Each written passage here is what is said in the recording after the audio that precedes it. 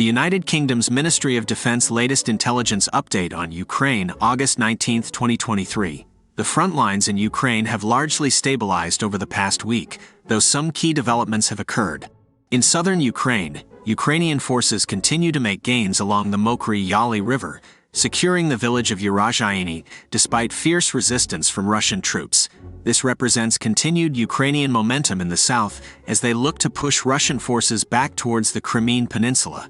In the north near Kupiansk, Russian forces continue carrying out probing attacks, but have been unable to achieve any notable advances against Ukrainian defenses. Russia lacks sufficient combat power in this area to conduct major offensive operations. Ukraine's Air Force Command update. Last night, Russia launched another drone attack. 17 Shahed 136 and Shahed 131 kamikaze drones from Kursk towards northern and central Ukraine. Ukraine's air defenses engaged the incoming drones, shooting down 15 before they could hit civilian infrastructure. This marks the latest unsuccessful Russian attempt to terrorize Ukrainian cities using Iranian-made loitering munitions. Over the past 24 hours, Ukraine's integrated air defense network also intercepted and neutralized 6 Russian reconnaissance and attack drones and 1 Lancet kamikaze drone. Russia continues suffering unsustainable aircraft and drone losses as Ukraine enhances its detection and interception capabilities. The Ukrainian Air Force conducted over 10 group airstrikes across multiple fronts, targeting Russian personnel, weapons systems, and logistics nodes. Ukraine's pilots continue flying intensive sorties to support ground forces despite Russia's attempts to suppress Ukrainian air power. While drone attacks present a threat, Ukraine has repeatedly demonstrated its ability to defend its skies and prosecute aerial operations. Russia's hopes to diminish Ukraine's air capabilities or terrorize its population into submission have proven futile amid Ukraine's strong air defenses and determined pilots. Ukraine maintains control of its airspace. The Institute for the Study of War Russian Offensive Campaign Assessment. On August 19, Russian forces launched a missile strike on central Chernihiv, hitting the Taras Shevchenko Theater and killing at least 7 civilians while wounding over 100.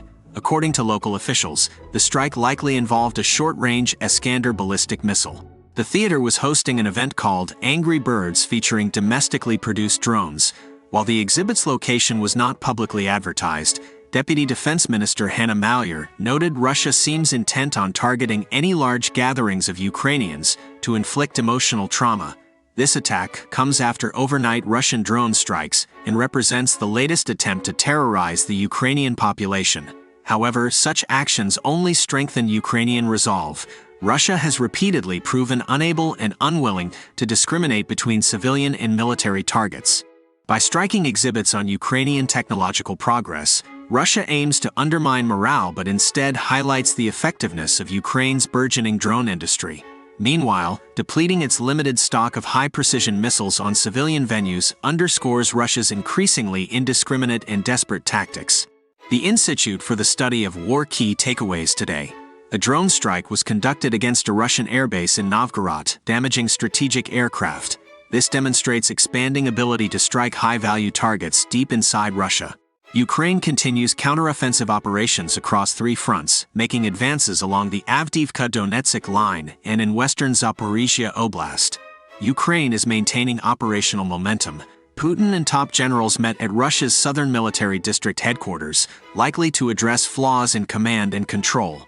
The meeting highlights Russia's ongoing military leadership failures. Russia looks to substitute Wagner fighters with other proxy forces, evidencing Wagner's unsustainability and Russia's persistent manpower shortfalls. Russia continues offensive operations along the Kupiansk-Svatov-Kremina line and near Bakhmut, trying to secure incremental gains. However, Russia lacks resources for major breakthroughs. Russia moves to further integrate proxy forces in occupied territories, aiming to bolster dubious sovereignty claims and backstop its depleted forces. Russian deportation of Ukrainian children continues, part of Russia's efforts to destroy Ukraine's future generations.